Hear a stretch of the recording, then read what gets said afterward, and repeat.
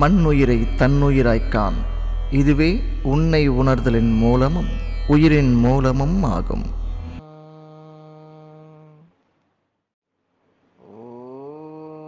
ஆதி உண்டு அந்தம் இல்லை, அன்றினாலு வேதம் இல்லை. சோதி உண்டு சொல்லும் இல்லை, சொல்லிறந்ததேதும் இல்லை.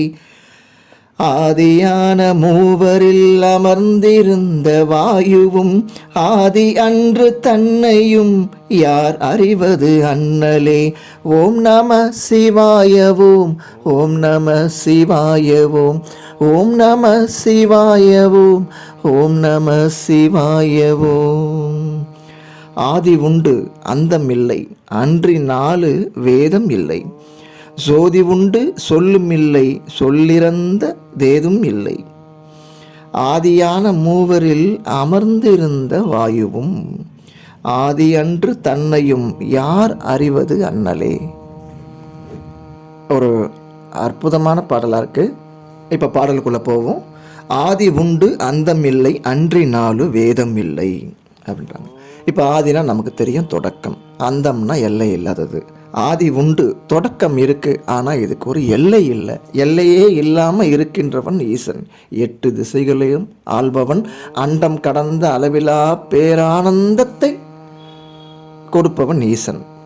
அப்போ அவனன்றி 4 வேதமும் இல்லை. ஆதி உண்டு அந்தமில்லை, அன்றி 4 வேதம் இல்லை. அவனின்றி 4 வேதங்களும் கிடையாது அப்படின்றாரு. சோதி உண்டு சொல்லும் இல்லை, சொல்லிறந்த தேதும் இல்லை அப்படின்றாரு. இந்த உள்ளூரை நம்ம அந்த அருட்பெருஞ்சோதியை நம்ம பார்த்து உணரணும், ரசிக்கணும் அப்படின்னா கடைசியில் என்ன ஆகும் அப்படின்னா உணர்வுகள் அற்ற நிலைக்கு தான் போகும். இது மௌனமான நிலை தான். இதில் சொல்லு கிடையாது, சொல்லிறந்து அப்படியே போயிடும். சொல்லிறந்தது ஏதும் இல்லை, அதாவது சொல்லவே முடியாது. அது அப்படி மௌனத்துக்கே போய் அந்த நிஷ்டைக்குள்ளே போய் அந்த பேரானந்த நிலையை அனுபவிக்கிறதுல மனம் திளைக்கும் போது இந்த பேச்சுக்களே இருக்காமல் மௌனத்துக்கு தான் போகும்.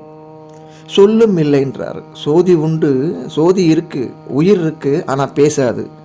ஆனால் சொல் இறந்த மாதிரி இருக்கும். சொல் இறந்ததேதும் இல்லை. ஆதியான மூவரில் அமர்ந்திருந்த வாயுவும் அப்படின்னு சொல்றாரு. இப்போ இங்கே ஆதியான மூவரில் அமர்ந்திருந்த வாயு அப்படின்னா இங்கே அந்த மூவருமே, அதாவது இவங்க தனித்தனியாக இல்லை, இது எல்லாமே வாயுவாக தான் இருக்குது.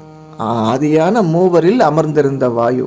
அப்போது ஈசன்கிட்ட மட்டும்தான் உயிர் இருக்கா? இல்லை, அப்படி சொல்லலை. இவர் ஈசன்கிட்ட மட்டும்தான் இருக்கா? இல்லை, 3 பேர்கிட்டையும் கலந்து இருக்கிற வாயு தான் இது உள்ளே ஓடிக்கிட்டு இருக்குது அப்படின்னு சொல்கிறாரு. ஆதி அன்று தன்னையும் யார் அறிவது அண்ணலே. இவங்க 3 பேரும் கலந்து இருந்தாலும் ஆதி அன்று அவன் மட்டுமே தான் என்னை காப்பாற்ற முடியும், அவன் மட்டும்தான் என்னை கரை சேர்க்க முடியும். ஆதி அன்று தன்னையும் யார் அறிவது அண்ணலேன்னு கேட்கிறார். இவனை விட்டா எனக்கு வேறு கதி என்ன? யார் என்னை பார்த்துப்பா? இப்படி எல்லாருமே கலந்து இருந்தாலும் என்ன பார்த்துக்கிறது ஈசன் மட்டுமே அப்படின்னு சொல்றாரு. நன்றி. வாழ்க நலமுடன். அன்பே அனைத்துமாய்.